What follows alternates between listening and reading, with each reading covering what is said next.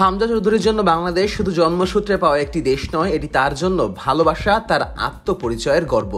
জাতীয় দলের হয়ে প্রথম ম্যাচে খেলতে এসে তিনি যেমন দেখেছেন উত্তাল জনস্রোত, তেমনি অনুভব করেছেন মানুষের উষ্ণ ভালোবাসা, যা তার মনে গেঁথে থাকবে আজীবন। সম্প্রতি এক সাক্ষাৎকারে সেই স্মৃতি নিয়ে হামজা বলেন, যখন প্রথম আমি বাংলাদেশে যাই তখন গ্রামে ফিরেছিলাম, একেবারে গ্রামীণ জায়গা যেখানে আমার শৈশব কেটেছে। ছোটবেলায় যেভাবে রাস্তায় খেলেছি সেই অভিজ্ঞতা এবার আমার সন্তানদেরও দিতে পেরেছি। এটা আমার জীবনের সেরা তৃপ্তির একটা। 3 সন্তানের জনক হামজা যখন তাদের নিয়ে দেশের মাটিতে পা রাখেন, তার সন্তানরাও যেন হঠাৎই চলে যান তাদের বাবার শৈশবে।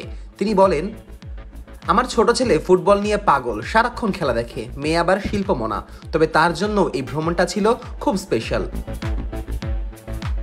বাংলাদেশের মানুষ তাকে যেভাবে বরণ করে নিয়েছে সেটি কোনোভাবেই কেবল খেলার কারণে নয় বলে মনে করেন তিনি, বরং এটার পেছনে রয়েছে জাতিগত গর্ব, সংস্কৃতির প্রতি ভালোবাসা আর একাত্মতা। তিনি বলেন, ওরা আমাকে শুধু একজন ফুটবলার নয়, একজন আপনজন হিসেবে দেখেছে।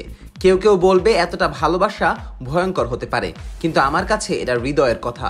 এরা সবাই আমাকে ভালোবাসতে এসেছে, ইতিবাচকভাবে স্বাগত জানিয়েছে। এর চেয়ে ভালো অনুভূতি আর কি হতে পারে? ওয়ালটন এখন দেশের সীমানা পেরিয়ে পৌঁছে গিয়েছে 50টিরও বেশি দেশে।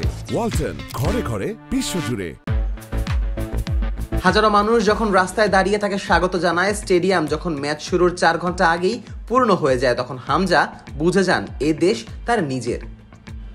আমরা ইংল্যান্ডে খেলি ঠিকই, কিন্তু এমন ভালোবাসা খুব কমই মেলে।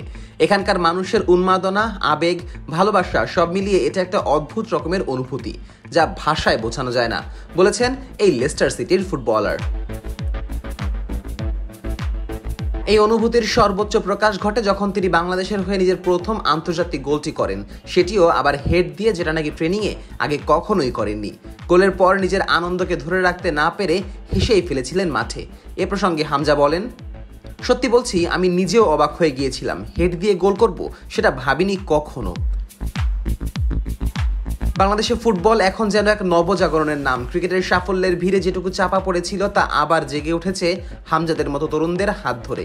এই খেলার বাইরে বন্ধুত্ব ও বোঝাপড়াকেও গুরুত্ব দেন হামজা। তার মতে, দলীয় বন্ধন না থাকলে সাফল্য আসে না। মাঠে কৌশল যেমন দরকার, মাঠের বাইরে সম্পর্কটাও ততটাই জরুরি।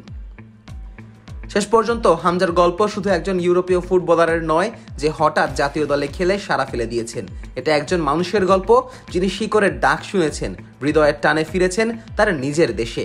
বাংলাদেশের মাটিতে হাঁটতে হাঁটতে তিনি খুঁজে পেয়েছেন নিজের আসল ঠিকানা, যেখানে ভালোবাসা বিনিময়ে কোনো ভাষার দরকার হয় না। এটা যেন শুধুই আত্মিক অনুভব। Nazmus Sakib, on field.